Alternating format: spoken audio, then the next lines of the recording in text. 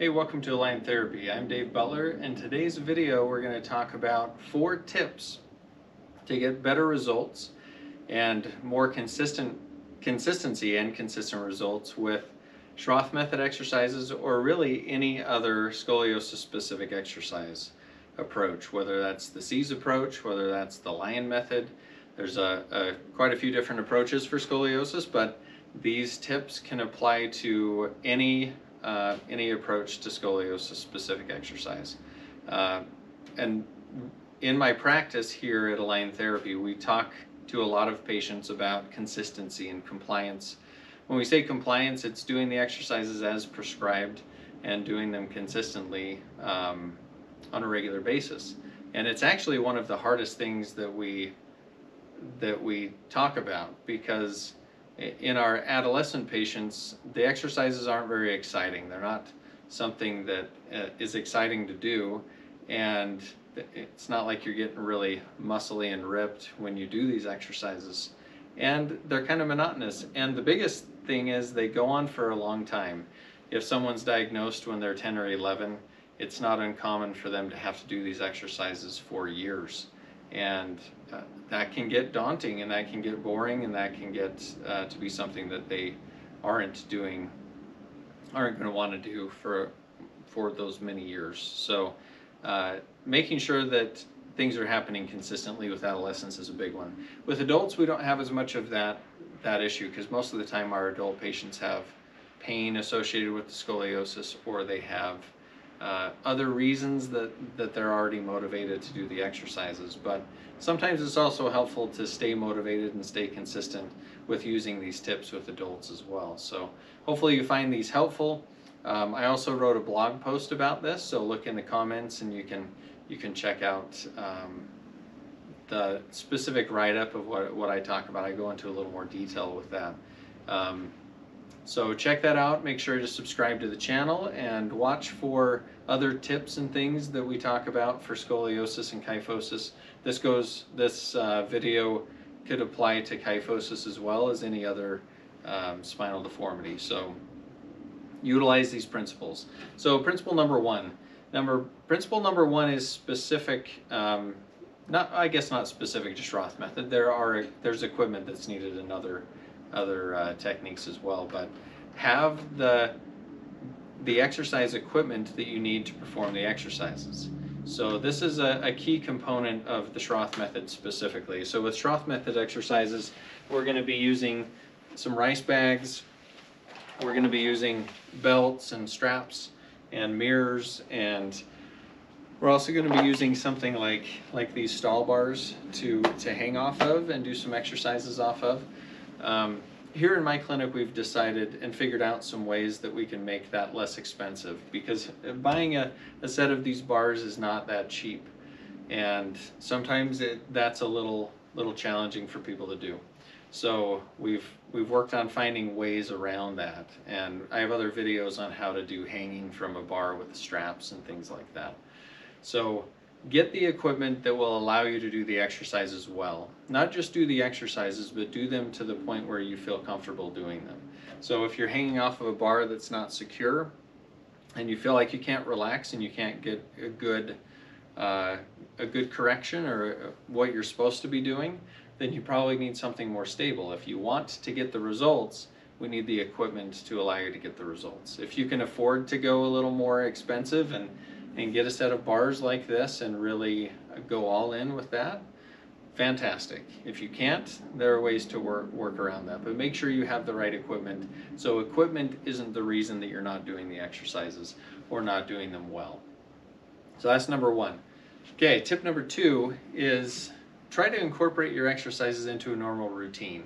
So that will help with consistency. So what I mean by that, with developing it with a normal routine, is make sure that it's something that you can do consistently. And I would be very specific with this. Be specific on what day you're going to do the exercises, if it's Monday, Wednesday, Friday, or Monday through Friday, and what time that's going to be. Instead of saying, I'll do it most days of the week before I go to bed, that doesn't work as well as I'm going to do it Monday, Wednesday, Friday, and I'm going to do it at 9 o'clock and spend 20 to 30 minutes on doing that. So be specific on when it's going to happen and make sure that happens. Set aside the time, make sure it's a time that things aren't going to interrupt you. And I mean, we have technology now. Our phones are really good at distracting us when we're doing things, but they can also be a good way to remind us to do things. So put reminders in your phone, utilize that technology to make sure it happens. And I mean, the biggest thing is work on making it a routine. Work on making it something that is consistently happening. And because really if it's consistent and it's a routine, then it will happen. And if it becomes a habit, it happens. If you want the results, you need to commit to a routine and consistency. And that's a good way to do it. Tip number three is to connect with others that are dealing with similar problems. So here at my clinic, we have a lot of patients with different curve types and with kyphosis, with scoliosis, with all kinds of spinal deformities. We have the resources to connect our patients with other people who have similar problems. And connecting with someone else who's dealing with the same problem that you have is really empowering.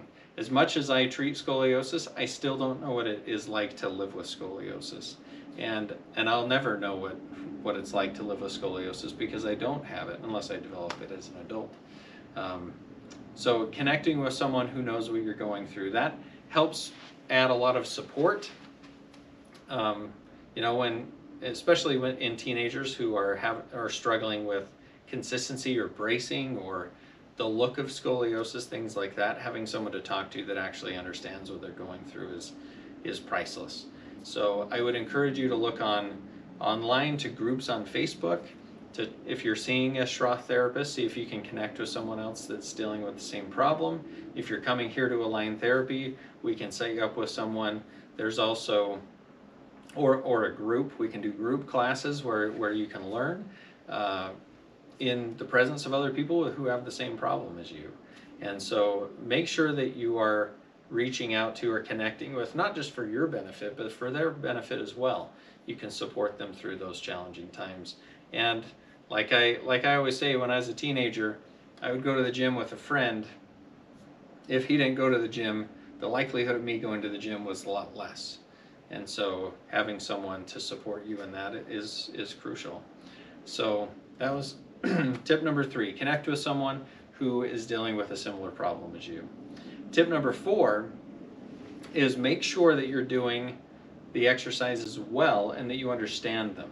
There was a research article that came out a couple of years ago that looked at adults with scoliosis and what improved their results of their scoliosis treatment. And they found that it's not a huge shocker, but the more consistent they were with their exercises, the better the result with the scoliosis. Pain, spinal deformity, progression, all of that. Then they looked at what made them more consistent.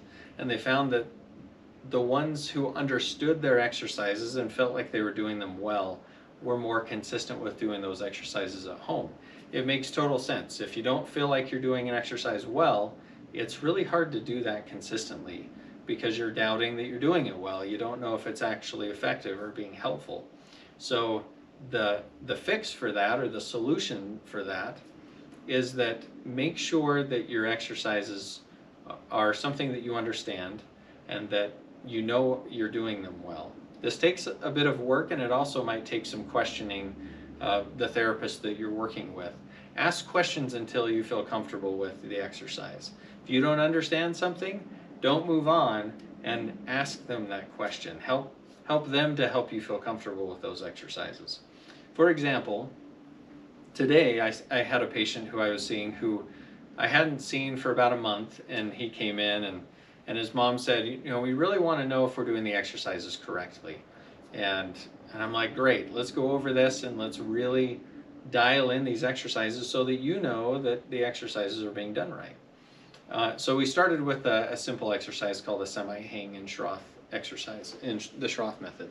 So the semi-hang is just hanging down like this, and they're just hanging and letting everything elongate and expand. They're learning how to breathe. They're opening concavities and all of that. And so I asked that patient a question. I said, where do you feel that? Do you feel that elongation? And he's like, I don't really feel that. So I had him do it again, and he went down into this position, and I was pushing on different spots, trying to get him to feel what was happening in his back. And eventually, after we worked on that a bit, he built up an awareness of what was happening in his own body, not just what I was telling him to do and not just what I was describing, but he was able to feel what was happening, and that reinforces that he could do it at home, that he could feel the same thing when he was at home, that he had a reference for what he was looking for.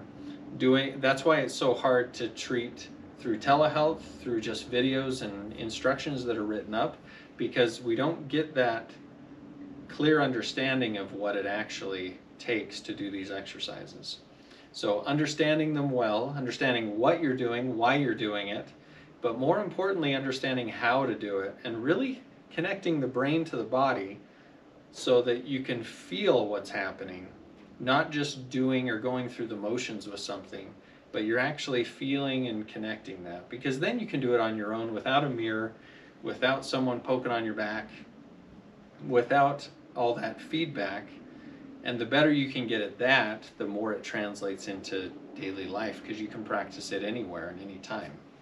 So make sure that you understand the exercises and that you're doing them well.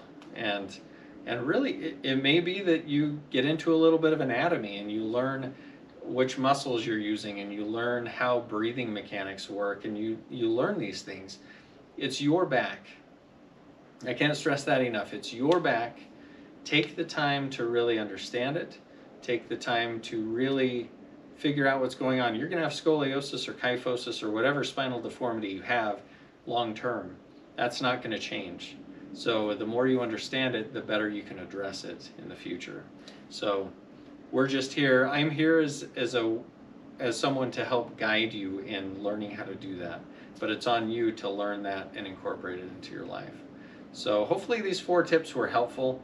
Hopefully it's something that we can, build off of with Scoliosis Specific Exercise. And over the course of this next year, I'm going to be going through and trying to figure out ways to motivate and ways to improve the experience that our patients have with Scoliosis Specific Exercise, specifically our teenagers, because those are the hardest ones to motivate, and preteens. And they have a long time that they have to do these exercises. If we can gamify it in some way, if we can make it somehow a challenge so that they will want to do it, if we can support parents in being able to motivate their kids in doing that, if we can do group classes, all these things are things that I've been thinking of. So I'll do more videos on those things as they come up, and as I get ideas and we try things out and we test things in the clinic. And as we do that, we'll share those here on YouTube and through our blog posts and other things like that. So stay tuned, and hopefully, again, this was helpful in your own search for scoliosis and kyphosis specific treatment. And if you have questions, please leave them in the comments, or if you have suggestions on other videos, I'd love to hear about those. It gives me an idea on what to do for other videos. So thanks for watching, and we'll see you next time.